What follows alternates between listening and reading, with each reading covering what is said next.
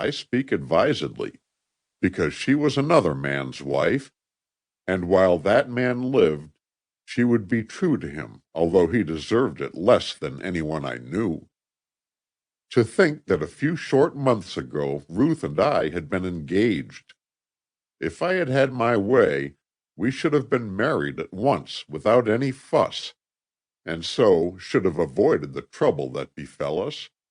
But Ruth wanted a trousseau and a big wedding, so like many a better man before me, I humored her to the extent of promising to wait another month. Did I say a month? 6 have passed, and I am waiting yet, while Ruth has had her wish. For her wedding was a sort of 9 days' wonder, Phillip Darwin having long been voted by his feminine friends as the type of man who never marries, my dear. In letting my bitterness run away with my discretion, I have begun my story at the wrong end, giving a false impression of the facts of the case, for I never once dreamed of blaming or censuring Ruth for the misery that her decision cost me. 2 weeks before the date set for my wedding, Ruth came to me with tears in her eyes, and laying the ring I had given her upon the table, begged me, if I loved her, never to see her again. I was decidedly taken aback, but I retained sufficient presence of mind to laugh at her, and to request her not to be absurd.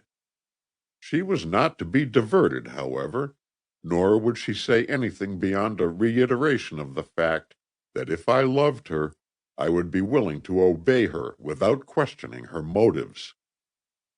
All of which was folly to my way of thinking, and being very much in love, I refused to be disposed of in any such high-handed fashion, particularly as I felt that as her affianced husband I was entitled to some say in the proceedings.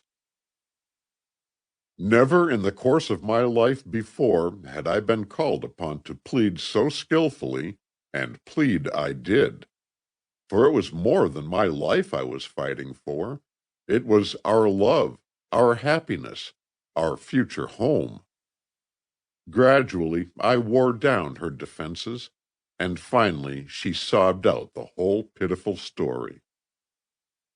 Her brother, her adored and darling Dick, whom she had mothered almost from the time that he was born, had fallen of late under the influence of Phillip Darwin, director of the bank of which her father was president, and Dick assistant cashier. Handsome, spoiled, the boy had been flattered by the attentions of the older man, who explained his interest on the ground that Dick reminded him strongly of what he had been 10 years before. Under his tutelage, then, the boy early became a devotee of the twin gods of gambling and of drink. 2 nights before, in a questionable gambling den to which Phillip Darwin had taken him, Dick, his temper inflamed by the strong liquor he had been drinking, quarreled with his neighbor, accusing him of trying to cheat. The fellow, a big, powerful chap, made for Dick, who pulled out a pistol, which Darwin had given him, and fired. His opponent went down like a log, and as the man fell, Darwin extinguished the light. In the confusion that ensued, the older man got the boy away to his home, where Dick gathered some things together, and with the connivance of his father, left for the West. Of course the affair came out in the papers. I recalled it as Ruth spoke, and the police were on the hunt for the unknown assailant of the dead man. Fortunately for Dick, both he and Darwin attended these places in disguise, and a trip west for the scion of a wealthy family was no unusual event. Hence his absence from social circles was easily accounted for, and Ruth and her father were merely waiting for the furor to abate before sending for the boy, when Darwin exploded a bomb in their midst. He had always admired Ruth. He had always wanted to make her his wife.